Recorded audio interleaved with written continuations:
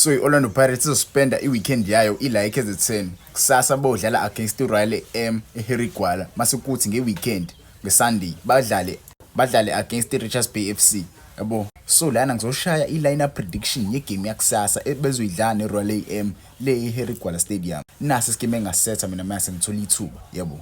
Honeymoon phase Champions League isiphelile, ama-games ebhethwe i-Premiership asebuyile bafethu. Ama-games kumele siwathatha serious. Siyawudinga lo 3 points lo usewudlala. Ngeweekend siyodlala i-cup match against i-Richards Bay. So lo 3 points siyowuthola against i-Royal AM. Kumele siwuthola, angisho ukuthi siyowuthola phese, but kumele siwuthole. Empaleni ngaqalisa one of the main men we-Orlando Pirates, Sipho China. Sipho China, he has been with the-Orlando Pirates for ama-season amathathu if I'm not mistaken. And umjidi useyikhombisile impela ukuthi ulo goalkeeper lo odeservayo ukuba ukapteni we-Orlando Pirates. Indlela ayiphethe ngayo nje, indlela avimba ngakhona use-improvile yabo. Judging by indlela afika eyiyona we-Orlando Pirates nendlela aseyiyona right now, umjidi usene-confident yabo. So yena engamenza ugoalkeeper kule game esoyidlala against i-Royal AM. Bengingafisa ukwenza ubuthelezi kule game abu goalkeeper, but ke sawudinga u3 points bafethu. Asikwazi ukuvele shintshe nje ischeme. Mhlawumbe ubuthelezi angayingena igame against i-Richards Bay FC. Funa khona ngifuna ukuriska kakhulu yabo. Mase kuthi ama-center backs wami ngaqalisa uThapelo Xoki benosisana. Reason why ngiqalisa uThapelo Xoki, abantu abaningi mhlawumbe bayazi le ndaba lo. uSibisi ngiyazi akwazi ukuyidlala le game le. uSibisi wathola ama-yellow cards ayi4 yabo. Ususpended for this game. Njobe suspended for this game ngiyazi akwazi ukudlala, so ngafaka uThapelo Xoki. uThapelo Xoki siyamazi sonke usebuyile, bene-injury isikhathi esiningi, usebuyile uhlele ebhenchini right now yabo, ulindele ithuba lakhe. So ngamqalisa kule game le yabo, umqalise benosesana. Angaze ngiyibone i-combination yabo kodwa i-combination yaThapelo Xoki benosesana angaze ngiyibone iqala. Ngizobe ngiqala ukuyibona nje iqala kusasa yabo. Engawuthi ngasebenzela bafethu, angifuna ukuqamba manga umjidi engawuthi angehlisa igazi yabo, abuyele nje egamini. Ade sagcina ukumbona uShaka Zulu bafethu. Ungangitshela ama-comments ukuthi ungamqalisa wena uXoki noma waqalisa uMayela, but for me I will start uThapelo Xoki benosesana. Kuthi kwi-right back yami bengamqalisa uVan Rooyen yabo, I don't know kwenzakala noVan Rooyen. Ngabona engahambanga labafana beyale kodlani I don't know, maybe ucoach wayemneza isikhathi ukuthi a-relaxe kancane noma kwakhona la ethinto yakhona yabo. Bengamqalisa la, but ke uHotho naye uyakwazi ukudlala i-right back, uyakwazi futhi ukudlala ezi-right wing, uyakwazi ukudlala ezi-left back, uyakwazi ukudlala ezi-left wing. So ngaqalisa yena la ka-right back. Maybe ningasho ukuthi ngiwuplamba ngale decision yokuqalisa uHotho la. Umonyane ulimele, uLebithi wathinteka sila against i-Al Ahly, so angikwazi ukurisk. Angikwazi futhi ukurisk angifaka umfana omncane uNdlozi. Sambona uNdlozi edlala against i-Al Ahly, so I cannot risk and put umfana omncane la kule game le yabo. Umfana omncane emenza ama-mistakes kule game le, abafenza amaningi azomgxeka kakhulu. So ngcono ngiqalise lo mjida no, because vele ujwayele le position.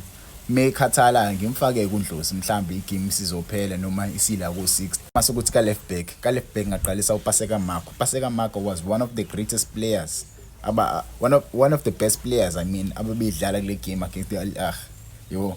Wadefenda kakhulu umjida, so uyadeserve ukuyiqala le game esoyidlala against i-Royal AM. Njani ibona nje le back four le iqinile le back four le bafethu. Mase kuse-center bafethu, e-center I'm sure abantu abaningi e-center futhi nakhona ngeke bavumelane nami, but e-center ngingamqalisa bafethu uRasebocha ahead of uMbatha. Not saying uMbatha akadeserve ukuqala igame, not saying uMbatha uyaboza, but ngamqalisa bafethu uRasebocha against i-Al Ahly. Yize ngena ama-minutes amancane but uyikhombisile nawe usuyafuna ukuyiqala igame, umfana omnandi yabo. So kumqalisa le game le against i-Royal AM, I'm not undermining i-Royal AM because I know what i-Royal AM is capable of. They know how to score goals.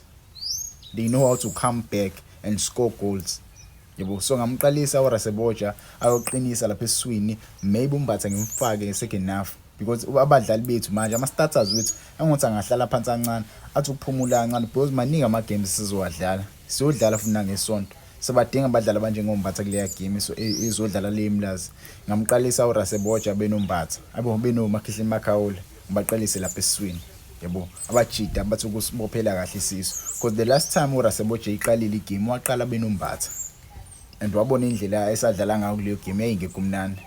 So today ngizomqalisa noMakhihle Makaula.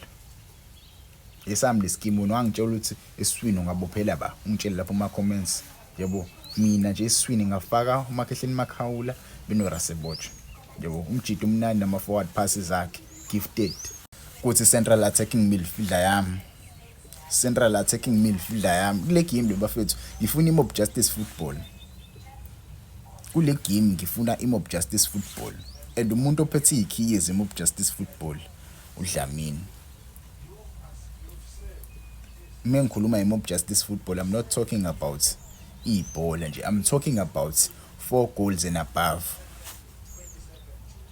uDlamini uyena umuntu okwazi ukunlock imob justice football so kule game le ngaqalisa uDlamini as attacking midfielder yiOrlando Pirates against Raleigh AM yebo uDlamini uyadeserve ukuyiqala igame afethu yebo le game le perfect for uDlamini abadlalayo udlala against bona yebo I don't think ba capable ukuthi ofuka umvalo uDlamini I know he's lazy sometimes but kule game le uzobe nabo abadlali abasemuva abamgadile abadlali abazomaka abanjengo Rasebocha benoMakhehleni Makhawula baqinile ukhona uXoki ukhona noSisana yebo bakhona abadlali abazombheka kuthi kwi right wing yami umfana akadlalanga last game so ngamqalisa kule game le against iRaleigh AM umjita mfethu angasenzela wonders yebo asidlalela amnandi kule game le umjita uyadeserve ukuthi athola ama goals agcina ukubona igoli lenkolo yebo ngiyamfuna ukumbona escore kule game le enza a create nama assist for ama teammates wakhe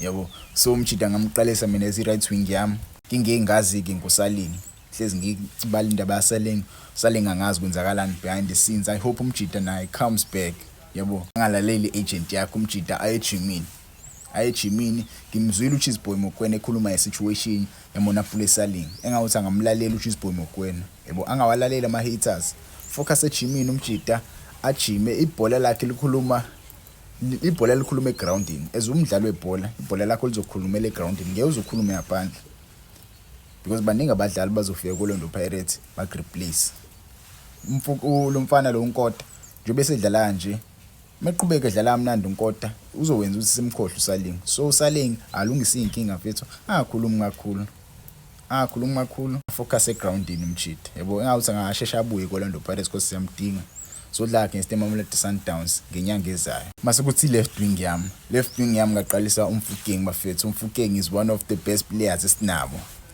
one of the best players abakhona kweBetway Premiership la eSouth Africa in general yebo uMfukeng ngamqalisa left wing yami abafana labo bawuthi ngiyafisa ukubabona bedlala against iKaizer Chiefs le game esoyidlala neKaizer Chiefs ngiyafisa ukubabona bedlala yebo ba terrorize nje le defense eRaleigh AM baphinde bazo terrorize ne defense eKaizer Chiefs but ungangitshela ke ungaqayisa baka left wing mase kuthi striker sami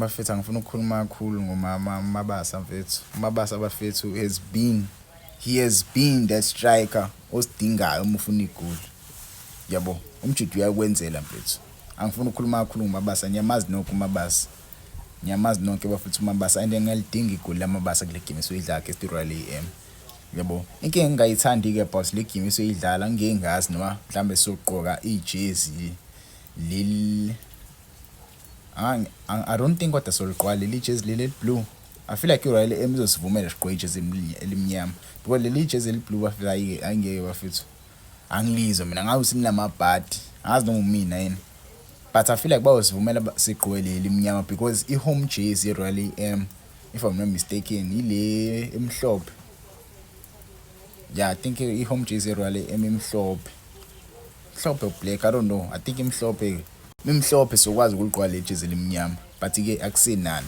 iyona ke lineup yami mina engayikhetha mase ngithola ithuba epalini ngaqalisa lo mfana lo Sipho China center back swami uXoki benosisane right wing back ube uHotho left wing back ube uMarco uthi eswini uRasebocha benombatha attacking midfielder kube lo mfana lo uDlamini mase kuthi right wing kube uNkota left wing kube uMfukeng mase kuthi striker sami kube umabasa njalo I so wish abafethu bayakwazi ukuyiwina le game le yabo sifike nje lapho phezulu iMamelodi Sundowns iyodlala namhlanje idlala against iMagesi yabo iMagesi I don't think iMagesi izoyidla iMamelodi Sundowns right now Sundowns yashisa impela Sundowns idlala as a team eyithembayo yabo. Mengicabanga sothola iscore so winner ubala igame lo ngangibhalela ama comments.